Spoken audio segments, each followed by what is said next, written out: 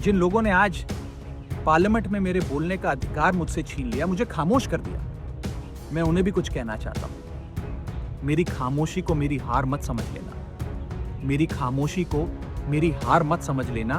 मैं वो दरिया हूं जो वक्त आने पर सैलाब बनता है। पिछले कुछ समय से आम आदमी पार्टी से राज्यसभा सांसद राघव चड्ढा जनता से जुड़े मुद्दों पर खुलकर अपनी बात रख रहे थे। चाहे वो एयरपोर्ट पर खाने पीने का महंगा सामान हो या टेलीकॉम कंपनी के जरिए मोबाइल रिचार्ज और इनकमिंग कॉल के नाम पर अंधाधुंध वसूली करना हो, या फिर 10 मिनट में डिलीवरी वाले मुद्दे के खिलाफ बोलना हो, वो हर एक मुद्दा जो अब तक शायद ही किसी सांसद ने संसद में उठाने की कोशिश की हो। लेकिन राघव चड्ढा ने इन मुद्दों को न सिर्फ गंभीरता से सदन में रखा, बल्कि उनके मुद्दों पर सरकार ने एक्शन भी लिया। ऐसे में राघव चड्ढा पिछले कई दिनों से खूब सुर्खियों में है। उनके राज्यसभा के भाषण के कई वीडियो सोशल मीडिया पर जबरदस्त वायरल हो रहे हैं। लोग उन्हें खूब पसंद कर रहे हैं। लेकिन इस बीच अचानक आम आदमी पार्टी ने उन्हें उपनेता के पद से हटा दिया और राज्यसभा सचिवालय को कहा कि राघव चड्ढा के संसद में बोलने पर रोक लगा दी जाए। जिससे नाराज राघव चड्ढा ने एक पोस्ट के साथ वीडियो जारी किया, जिसमें उन्होंने लिखा, खामोश कराया गया हूं, हारा नहीं हूं। उन्होंने संसद में उठाए गए मुद्दे और आपकी नाराजगी को लेकर भी अपनी बात रखी। मुझे जब जब पार्लियामेंट में बोलने का मौका मिलता है, मैं जनता के मुद्दे उठाता हूं और शायद ऐसे टॉपिक्स उठाता हूं जिसे आमतौर पर संसद में नहीं उठाया जाता। लेकिन क्या जनता के मुद्दे उठाना, पब्लिक इश्यूज पे बात करना कोई अपराध है?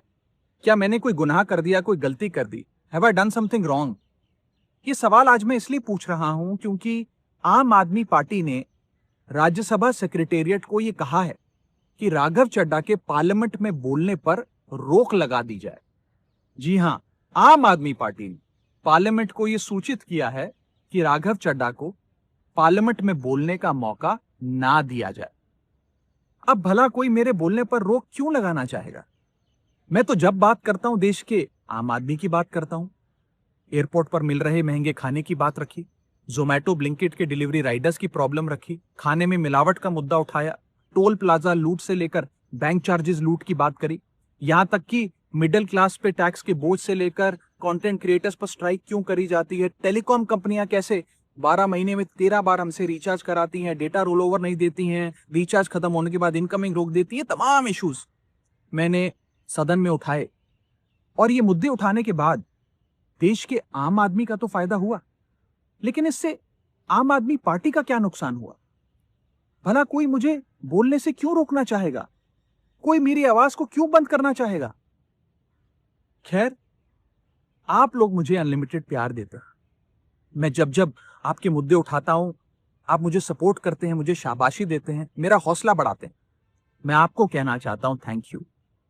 ऐसे ही मेरा हाथ और मेरा साथ थामे रखिएगा, छोड़िएगा मत। मैं आपसे हूं और मैं आपके लिए। और जिन लोगों ने आज पार्लियामेंट में मेरे बोलने का अधिकार मुझसे छीन लिया, मुझे खामोश कर दिया, मैं उन्हें भी कुछ कहना चाहता हूं। मेरी खामोशी को मेरी हार मत समझ लेना। मेरी खामोशी को मेरी हार मत समझ लेना। मैं वो दरिया हूं जो वक्त आने पर सैलाब बनता है। इस वीडियो के जरिए राघव चड्ढा ने कहा कि आखिर जनता के मुद्दे उठाने से आम आदमी पार्टी को इतनी दिक्कत क्यों हो रही है, उनकी आवाज को दबाने का प्रयास क्यों किया जा रहा है। बता दें कि आम आदमी पार्टी ने सांसद राघव चड्ढा की जगह अब अशोक मित्तल को राज्यसभा में उपनेता नियुक्त किया है। पार्टी ने राज्यसभा सचिवालय को सूचित किया है। वहीं बीजेपी ने आपके इस फैसले पर तंज कसा और इसे पार्टी का अंदरूनी संकट बताया।